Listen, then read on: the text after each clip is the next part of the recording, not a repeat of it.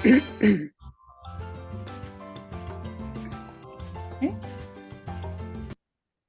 Now we're going to get started. Welcome everyone. I want to just go ahead and introduce the Read Your World team. My name is Frances Diaz-Evans. I am the project manager. We have Liana Guillemora. Liana, can you say hello? Hello, welcome everyone. Yeah, she's our social media guru and IG Live host. And we also have Amia Wengen. She's our co-founder and president. Unfortunately, she wasn't able to make it today due to a previous commitment, but we will record this for her and everyone else who misses it, okay? Sorry. So during our presentation, we're going to be having a giveaway. So after each presenter, you can ask questions or drop comments in the chat box for a chance to win one of 4 books. Okay, so one of the reasons we wanted to do the Hispanic Latinx Heritage event, and this is the first time we've done it with Multicultural Children's Book Day, is to highlight Latina, Latinx, and Hispanic books. And looking at this list that was recently released by the Diversity Statistics in May of 2023, they compiled data for 3,450 children's books and young adult books acquired by them that were published in 2022. They have 3 different categories by the author, illustrator, the diversity subject, and the primary character. But today we're just going to focus on one, which would be the Latina or Latine or Latinx or Hispanic, primary characters. And as you can see, it's the green circle, and it is just only 6%. Okay.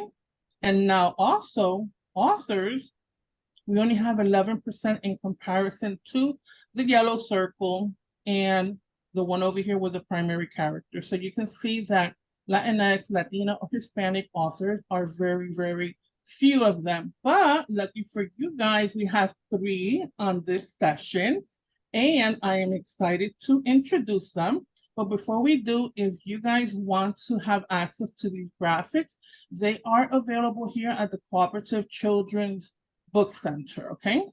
Hold on. Okay. So our first guest author is Maritza Martínez Mejía.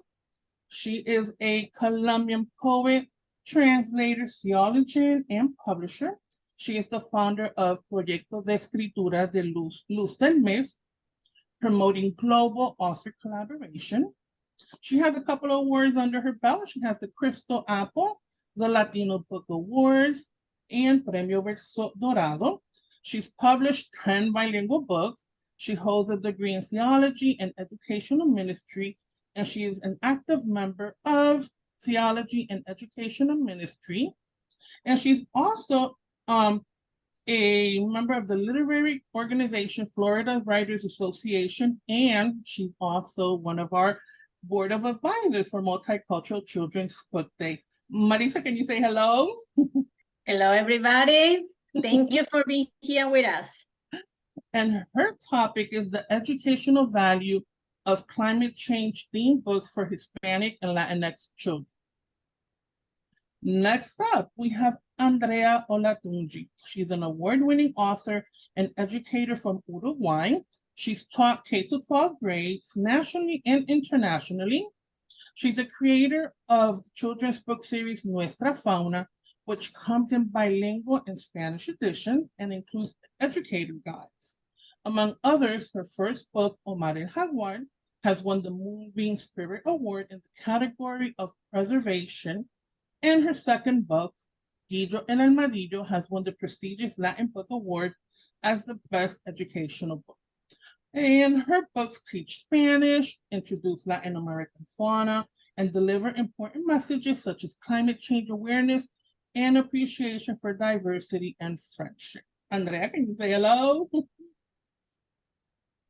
Okay, and her topic is classroom and educational resources of Hispanic and Latinx children's book on climate change. And last but not least is Maria Greenhalgh. She is a Mexican children's book author. She's a retired corporate professional. She holds an MBA, CPCU, and a BS in International Business and a minor in Economics and Spanish Proficiency Certificate. And her recent book, A Turtle's Hero, teaches kids how to protect the environment and sea turtles. She enjoys collecting shells and supporting baby sea turtles on the beach, and her books aim to promote literacy and a love of nature and children. And her topic for tonight, it is engaging children in conservation and activism. So, Maria, you know, I can laugh but not leave, but I really did not forget you. So, Maria, you can say hello to the participants. She kind of waves there. Okay, so now we're going to go ahead and get started with our first topic, which is the educational value of climate change themed books for Hispanic and Latinx children by Maritza. And I'm going to stop my share here, and she will go ahead and share. Thank you so much, Maritza. Take it away. Okay. Let me see if it is sharing right now. Yes, it is. Okay, perfect. So thank you for being here with us. And we are going to start with a topic that probably some of you are familiar, probably not, but I know ecology and environment are two words that we had here for a long time, for almost a decade. And climate change, global warming, but human ecology. I want to make the connection of all these three terms. And let's start, as you know, what is ecology? It comes from a Greek word, ecos and logos. It's a home, it's a place where we live, where we all live. And this is something that is studied, something that is very common that we hear: pollution, global warming, climate change, forest storage, plant and animals extinction. But I ask you a question. Since 1866, that the German zoologist Ernest Haeckel gave us this term, ecology, do we really pay attention? Do we care for the pollution, for global warming, the climate change, for the storage and the animals in extinction? Maybe yes, but not to the extent that we really would like us to be. That's why we're having the problem with the environment. Why? Because we all know that the environment is our collective good. And it's a challenge for all humanity to protect it. It's not for others, it's for us. It's a matter of the common and universal duty to protect the common good, to protect our house, that is our planet. And why? I'm going to explain the reason. Because as you see in this chart, let's see here you, the person, the individual. We have a family. We live in a community, and the community is inside a society. We are all interconnected with the environment. So if I affect one member of the family, the community is going to be affected, the society is going to be affected, and of course, we live in this planet, so the planet is going to be affected. That's why I'm presenting to you the purple shell. It's a very easy way to value this topic, the climate change, and the effects of the environment. In specifically, the purple shells is about why are people littering the beaches? This little girl is asking, the trash might hurt the animals. So the day of the beach, this turned into a cleaning day when they decided to clean and put everything in the garbage can to protect the animals. But remember, as human ecology and environment, this is also affecting us. And I don't need to give more in details. You just turn on the TV and look at the news every single day. Hurricanes, tornadoes, flooding, and name it.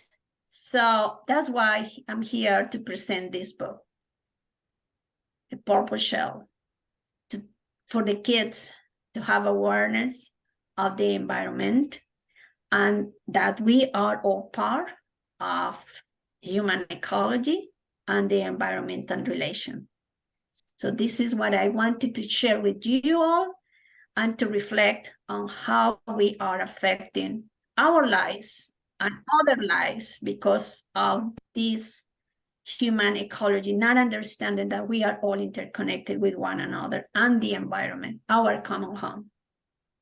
Maritza, I wanted to ask you,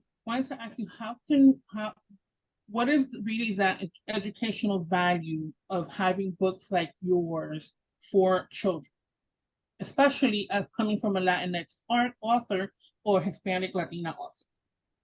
I will answer that question with something. I shared the book with a kindergarten team with 5 different classrooms when I launched this book in 2022.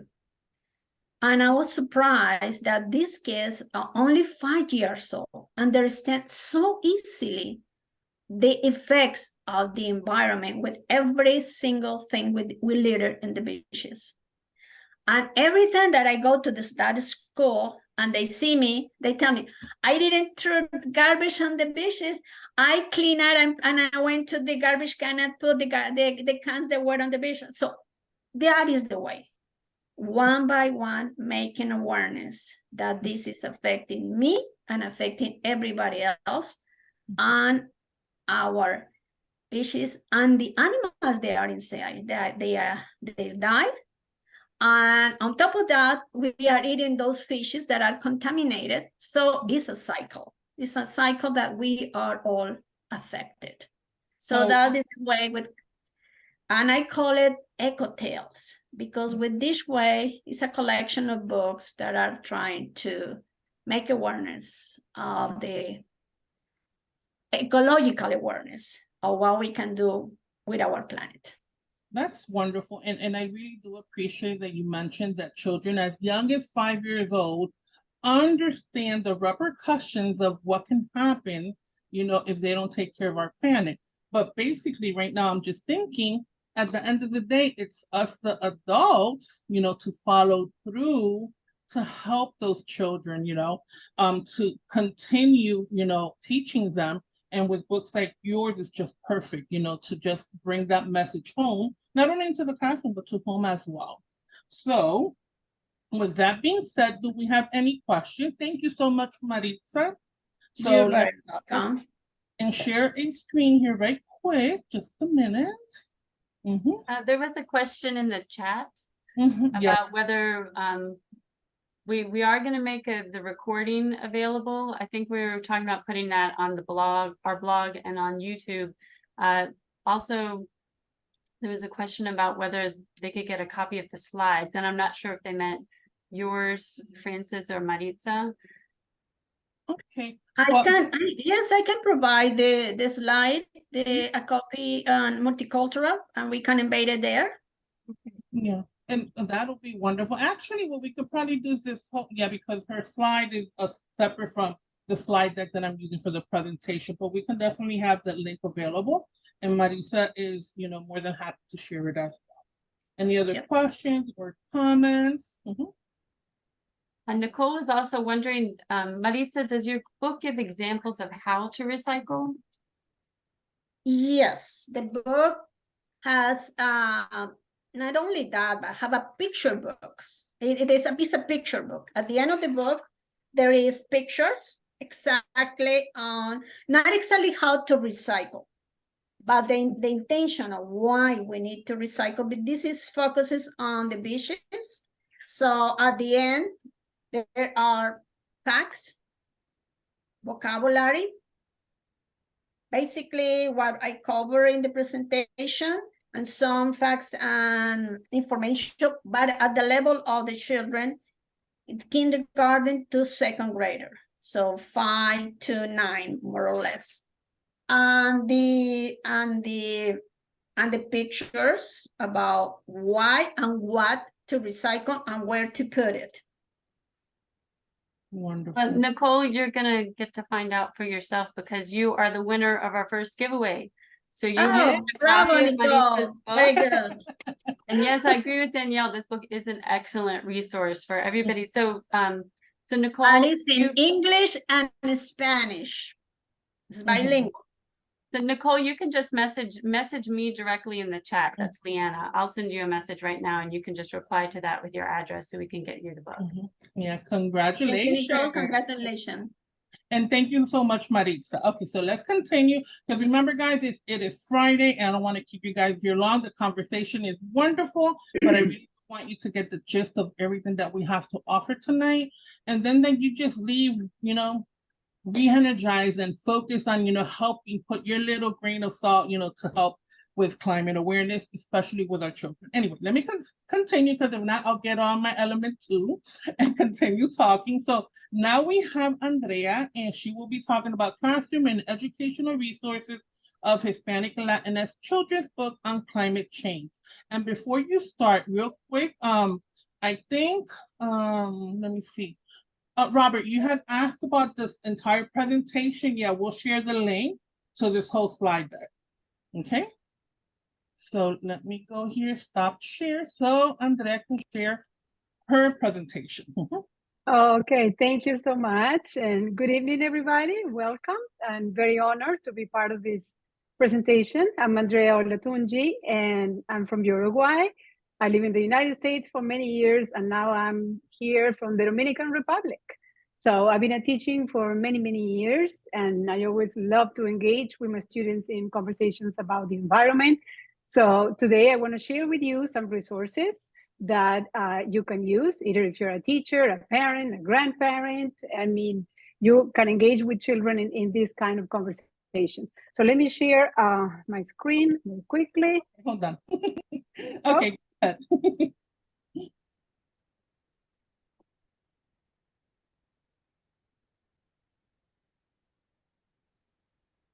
One second, please. Okay. There we go. Perfect. So why teach kids about climate change? Well, education empowers and inspires individuals to action. So teaching children about nature and climate change from a very young age develops this sense of responsibility and passion for the planet, for their environment. And kids are naturally very hands-on. In my experience working with young children, you know, they like to be hands-on, to be called to action, and they also have a natural sense of fairness.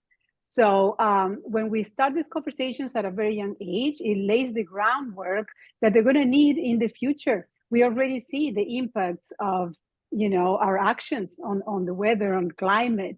As Maritza was saying, you know, all the disasters we see in the environment, all the changes in the environment. So when they're adults, they're going to have this, the groundwork, this foundation, and hopefully they're going to be active advocates to fight for our planet and to find solutions. That's our hope. So, but talking about climate change can be sometimes a difficult conversation among adults. So when talking with children about it, it can even become more overwhelming. It can also be intimidating or even scary. And also many of the terms we use when talking about climate change can be very, very abstract for young kids. Talking about CO2, deforestation, that can mean nothing to young children. So what can we do about that? So one of my favorite resources is to use stories, to use books. So why using books? When we use age-appropriate books to talk about climate change, we help to start simple conversations about our planet that then can build the foundation to develop into more complex ideas about the way we interact with our environment. Also, stories and books humanize the issues. I always like starting all kinds of conversations with kids using stories because it humanizes the issues. It's not the same to talk about, for example, deforestation, that to talk about little Sonia, who lives in the Amazon forest with her family, and she loves playing and engaging with the animals and the flowers and plants around her. And one day she wakes up and goes out and realizes that her environment is changing. So it takes a complete different turn, and kids by nature empathize with these characters. Now it has a name, we can see a face. So it's much easier for children to understand and to empathize, to feel the situation, what's happening, and the consequences. Books also provide age-appropriate language. Sometimes as adults, we don't have the knowledge or we don't have the right language to communicate with young children about these issues. So when you grab a story, the story was written by an author that edited the book. So it's perfectly designed to deliver the message to these young kids. So the vocabulary is perfect. You don't have to think about it. You have age-appropriate words, and also the length of the story is pretty much the length of the conversation you want to have with this child. Let's talk about a 5-year-old. You don't want to talk for 30 minutes about climate change, because if you've ever been around a 5-year-old, after 5 minutes, you're like, they're off. So using the story gives you the perfect length, the perfect vocabulary. Also the illustrations. Illustrations are engaging, they're attractive. So it's much better, a much better tool than say, oh, let's talk about climate change. And there's a cloud in these kids' brains, right? So for all those reasons, I would say, yes, use books, use stories to start this conversation. It will help the kids, and it will help you as an adult to tailor the topic, the story to the child. My series, as Francis was mentioning, highlights Latin American fauna. A lot of the animals in my books are in danger of extinction or they are at risk. And my first book, Omar and Jaguar, in particular, happens in the Amazon rainforest. And it addresses the issue of deforestation. So this is a very good book to start this conversation about deforestation, the Amazon rainforest, and all the issues that are happening there, and why it's important for all of us. Because kids may think, oh, the Amazon rainforest, that's down there in South America. Why do we care, right? So why is it important for all of us? And even though the main character is not a person, it's a jaguar in this case, kids can still empathize with this animal. They can empathize with the feelings. They can empathize with the events that are happening to this little jaguar. Also, because I'm a teacher, I couldn't help but create an educator's guide that goes with the book. So teachers can have guiding questions, project ideas, printables, all kinds of whatever crossed my mind that you could do with this book. And there are many layers to the book is there on the educator's guide. So it has plenty of lesson plans to cover a whole unit on the environment. Many of the teachers that I usually do webinars or workshops with teachers to help teachers include storytelling in their classrooms, to teach content through storytelling. So I was surprised to hear that, my target audience is kids, usually preschool, like say 4 to 5, 6 years old. But I heard teachers teaching middle school or high school telling me, oh, we use your book to talk about jaguars or to talk about the rainforest, to talk about deforestation. It was fun. So it's, the sky is the limit. If you're a teacher, you're a creative, or a parent, if you homeschool, there are many ideas that you can use with the story. I also have other books that I would like to recommend. These are by author friends of mine, and I think they're adorable, fun, and beautifully illustrated. Lala and Leanna is gonna share the links in the chat. Lala and the Pond by the Rock. This is a bilingual book, and it's about this little lizard that meets this fish that is distressed because something is happening in his pond. So she calls all the animals around into action and they start cleaning the pond. They realize that the pond is trash, it's full of trash. Letter to My Dreams for Planet Earth. This is by Pilar Vélez. Lala and the Pond by the Rock is by Susana Hilera Martínez. And Letter to My Dreams by Pilar Vélez. This is a delight of a resource. If you are a teacher, this could be used as a textbook in your classroom. It's full of letters. It's very interactive. It has activities. It has questions, prompts to write. Lots of beautiful activities. And then the third book, La Selva de Sonia by Juana Martínez Leal. This is another book that happens in the Amazon rainforest. And this is the little girl that was referring to before, Sonia, who lives in the rainforest and enjoys her environment. But all of a sudden, whoops, she realizes that something is happening there, something is changing. Other resources, luckily today you can go on the internet, you can Google resources to teach kids about the environment, and I can talk all night here, but for the sake of time, I know, I will be short. I just selected one of my favorites. UNICEF has what they call historias reales, or real stories, talking about humanizing issues. This has real stories. For example, there's a story about a girl called Aita. She's 8 years old. She lives in Chad, in Africa, and she learns that Lake Chad in her community is drying out. So very real story. You can see pictures of her. This is super empowering for kids. They're actually like, oh, okay, this is not just out there in the universe. It's actual, it's happening. NASA has a site called Climate Kids. This site is full of information. It has activities. It has games. WWF has resources by age and grade, which is pretty awesome. And it also has challenges that school can sign up and they can be part of these challenges.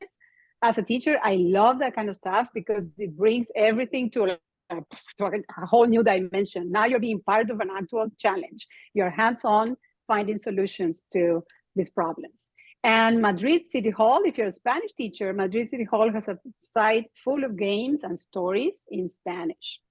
So Liana, if you could please share all those links in there, that'd be awesome, so people can have access to them. And well, just to wrap up, again, don't be hesitant, don't be scared to address this topic in your classes or at home. Please talk to kids at home, teach them, little things that we can do every day to help our environment and the huge impact that we can have by doing little things. I was teaching a kindergarten last year here in the Dominican Republic, and I was blessed enough to have my school like right on the beach. And we would just, walk to the beach and do beautiful activities in there. And many times we would look around and see tons of trash, as Maritza was saying, and it was like, oh, what can we do about this? And it was a perfect learning opportunity there for the kids to learn to clean up and to teach the community about the importance of keeping our beach clean. Anyway, well, I'm gonna let you go with this so we can continue with the presentations. But thank you so much, and I hope you enjoy my resources. Thank you, Andrea. So now just going back on what you were talking about, because your presentation about the educational resources, right? Let's just say, because we're talking about 5-year-old, what type of activity would you focus on if it was younger than 5, like a preschooler, a 4-year-old, or even the preschooler?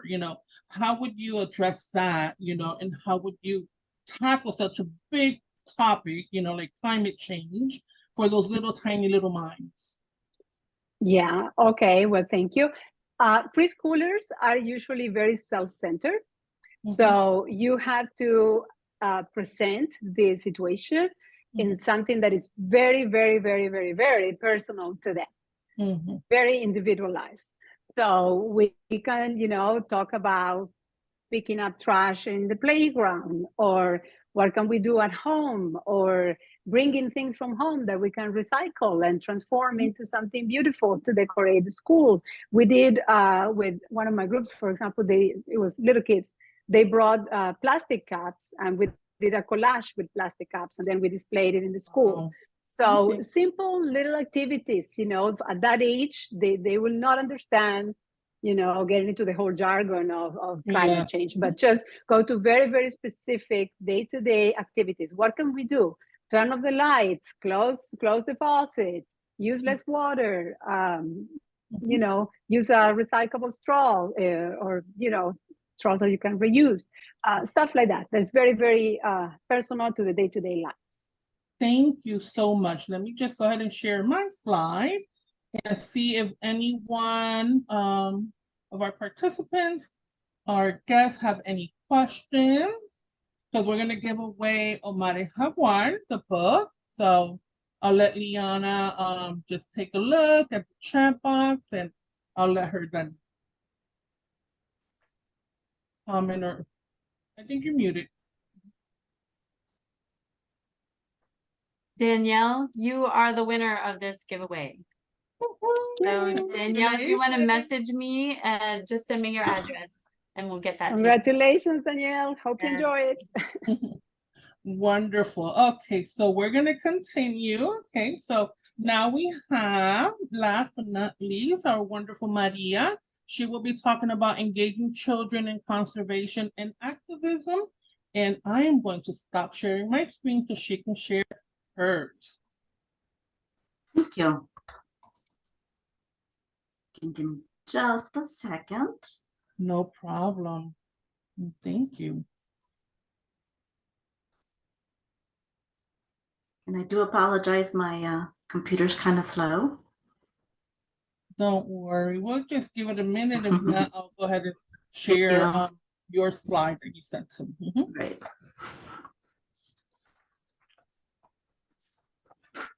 While we're waiting, how's everyone enjoying today? How is everyone enjoying the event? You can comment in the chat box, because that's a way also to participate. Okay. Books. So we still have 2 more books to give away. All right. So then we can just take a little breather, because it'll take a minute or 2, then it should pop up.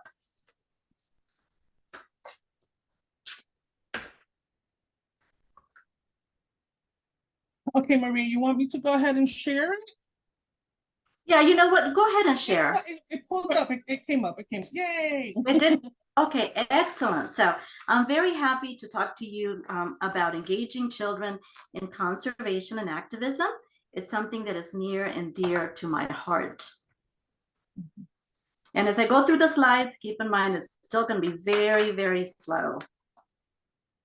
Well, what I could probably do is, if you want to stop sharing, I could just go ahead and share, and then you. Yeah, I think because that way, you want me to stop sharing? Yeah.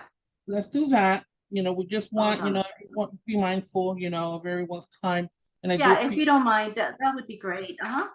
Perfect. I'm gonna go ahead and share. Just here.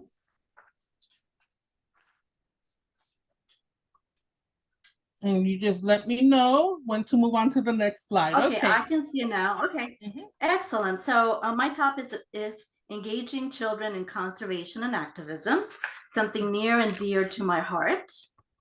And we can go to the next one. So what does it take to raise a conservationist? A degree is not required. I think you could tell from my background that I'm not a marine biologist. So a degree is not required, but a passion for helping is. So as parents and caregivers, someone that impacted me greatly growing up were my parents. So keep in mind that meaningful change is going to come from awareness and a desire to make a difference. And you as a parent, as an educator, as a grandparent, you are very well positioned to be able to raise conservationists and the awareness. And we're going to go to the next slide and talk about why it is that I'd like to tell you about the ocean. Well, for 2 reasons. The first reason is that the ocean is absolutely my favorite part of nature. But also, did you know that an estimated 3 billion people are employed by ocean-based industries?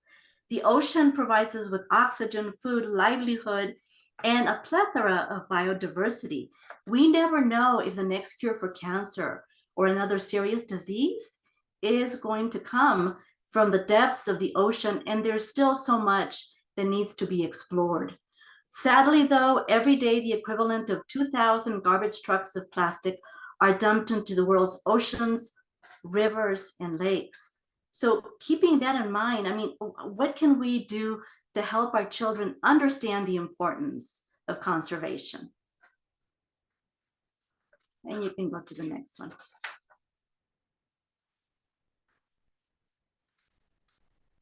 We can go to the next one.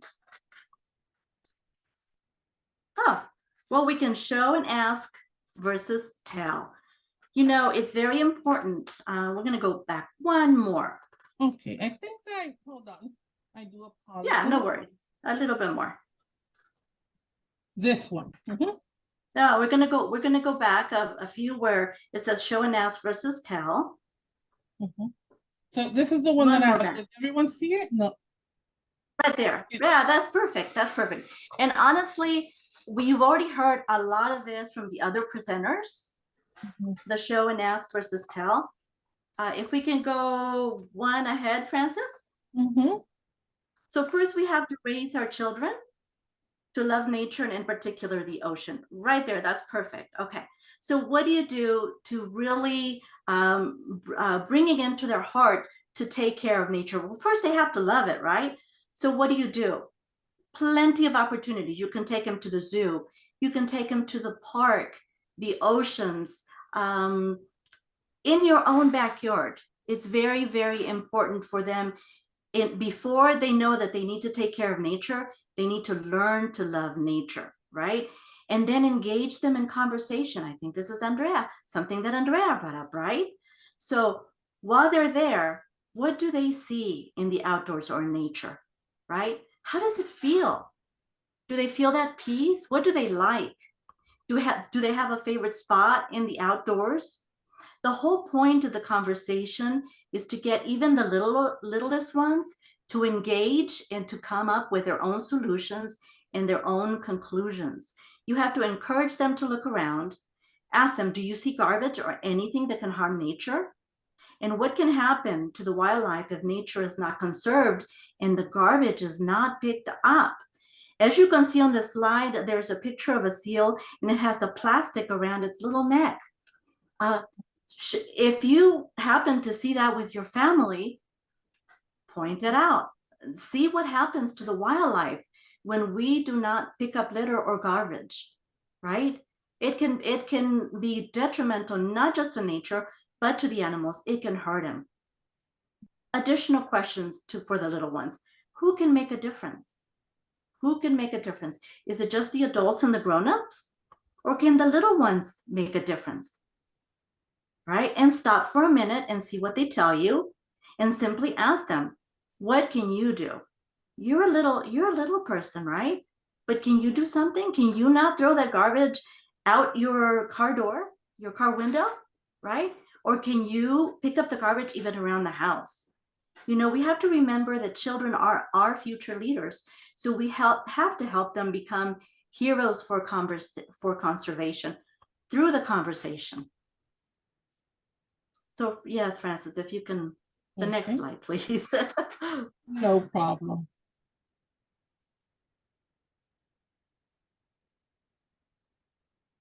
So to that end, I wrote a children's book to influence the little ones to want to be nature's heroes. And it's called A Turtle's Hero. And the story came about because my husband and I participated in a turtle release on the beach, and I saw how difficult it was for the little turtles to make it out to the beach. And I started thinking, what can I do as an author? I'm recently retired, so this is what I'm focused on now. What can I do to help the youngest children understand the importance of taking care of nature so that we can all enjoy it? So A Turtle's Hero is actually the story of a little boy, Matty, who takes a trip to San Carlos, Mexico. And when he's there, he stumbles across a turtle that is tangled up on a net and is suffering a lot. He's able to detangle the turtle, and for that reason, the turtle grants Matt 3 wishes. Well, 2 of those wishes Matt used for himself to have tons of fun. Why would a little boy not do that? But the 3rd wish he uses for something very very special, and that is to focus on conservation, on making sure that in the future, everyone can enjoy turtles and nature. And this book appeals to very, very young children because it's very colorful, and adults. So it's something that you can pick up for the little ones or for yourself if you love turtles. So that's my first book. Thank you, Francis. And thank you. So I do have a couple more slides. Oh, okay. Yeah. One of them is my call to action. So what can we do? The more people that actually care about the issue of pollution, the greater our chances of bringing about meaningful change, because everyone can make a difference. You know that children are the future and they're the change makers. So we need to work together to engage them in conservation and activism, but we need to begin when they're little, right? And first by promoting a love of nature wherever you might be. If you're at the ocean, if you're in the mountains, if you have a beautiful garden, let's begin by making sure that they respect and love nature. And finally, one more slide, because I really do appreciate the opportunity that Francis and Read Your World has provided for us to be here with you today. So thank you very, very much. Thank you all for taking the time to attend today. I would also like to thank you, Cribs, which is the turtle rescue that inspired me to write the book, and my fellow presenters. It's an honor to be presenting here today. So thanks, everyone. Thank you so much. Now, I wanted to ask you a question. You were talking about how we can start children in activism early on. But what about if they're older? Let's just say upper elementary, maybe middle school. What suggestions do you have for them? If they're older, that implies that they're able, their analytical thinking skills are a little bit more advanced. And I would take the same approach, right? What can you do? You're older. You see that we're coming home with a lot of plastic bags. Is there something, what would you recommend that we do? Right? Should we begin recycling? And make it one of their responsibilities to do so, so they're learning along the way. Wonderful. And then when they're older, I would actually put them in charge in spreading the word about conservation. What can they do? Can they be role models for other kids? No, and then now jumping on the same thing that you mentioned, even in school, maybe make a club, a recycling club, or a conservation club, at least for the older ones, so I loved all your ideas and your book too. Thank you so much for your presentation. So let me go ahead and share right here our slide. Just bear with me for a minute.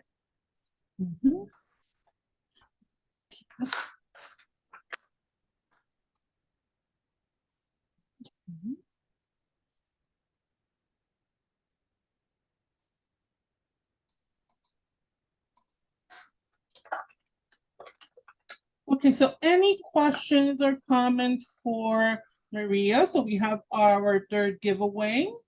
If not, I'll have Liana take it away. Just wanted to mention, be sure to take a look at the chat. People are sharing some really great ideas about how to teach kids to respect the animals. Just to give one example, Nicole Lovelace was talking about, those rings, the plastic rings that Cokes or Gatorade comes in, like teaching kids to cut those up so turtles don't get stuck in them. But there are several examples in there, going out on hikes, and a lot of love for all the presentations that have been given. And giveaway winner for this one is Jamie Green. So Jamie, please message me with your address and we will get a Turtles Hero to you. Congratulations. Okay, wonderful. Okay, so we're almost here wrapping up, so I told you guys I'm not going to keep you here for a whole hour. So I've been looking at the clock while we've had our presenters doing their part. So the celebration continues. It's not just today. It wasn't just yesterday, Liana and I in the IG Live. We will also have 3 wonderful authors during the months of, through September and October. So please save the date or If you want to, just snap a picture of it, or if not, you can go to our Multicultural Children's Book Day, the same post where we shared about this event. We have also their information there as well. Yes, I just shared the link in the chat. Perfect, thank you. And then a lot of the resources and a lot of what our guest authors have been talking about, you know, we were actually did this event inspired by our classroom kit, which is, you know, about climate change and understanding environmental justice. This is a hard copy that I printed, so you will not get a hard copy, but you can get a digital copy. You can snap the QR code and you'll be able to download it for free at no cost to you. And you will also be able to download previous classroom kits as well. Okay. And then last chance giveaway for my book, Coco, La Cotorra Puertorriqueña. It is in Spanish. I do apologize that we don't have a bilingual version like my author, guest authors, you know, but it is about a parrot, Puerto Rican parrot, that is raised in captivity and is going to be released into the wild. And it talks about taking care of the tropical rainforest, which is the only one in the U.S. National Forest System, unlike the Amazon forest. And it is here. It is only available in Spanish, and I'm hoping to have the English version before the beginning of next year. Okay, so Liana. Yes, the final winner is Robert Joyce. So okay, Robert. Congratulations to everybody. You're all getting some really great books. Congratulations. Okay, and then before we guys leave, we want to thank you for your time. Thank you for hanging out with us on a Friday evening, because it's already dark. Make sure you follow us at Multicultural Children's Book Day and Instagram, Read Your World. And also just stay, you know, be on the lookout for our page. We're going to have another event next month for the months of the bilingual child. But our huge event will be Read Your World in January 25, 2024. This is where we, let me stop the share. And this is where we have this huge event. It is similar to this format as well. And right now we have it, we've opened our book matching system because one of our goals is to get books, diverse books, to reviewers so they can review, so you can sign up to be, if you know an author or publisher, spread the word, they can have their books reviewed. Or we also have sponsorships, different levels, whichever, you know, you're interested in. Or if you simply want to donate a book for Read Your World, for classroom, or to use in giveaways, you're more than welcome. And on the flip side, if you just want to go ahead and review books, you can sign up for that as well. Anything else you'd like to add, Deanna? I'm putting the link in the chat also to sign up to be a book reviewer or to donate a book. And also we have sponsorships available for the big event in January. So I'm putting the link to that as well. I also put in some book lists if you're looking for even more children's books. The book lists I put, they're not specifically about climate change, but they are really great for Hispanic Heritage Month, Latinx Heritage Month. Okay, well, I also would like to include that in the chat, I put the my presentation and turn it in a video, so you just can download it.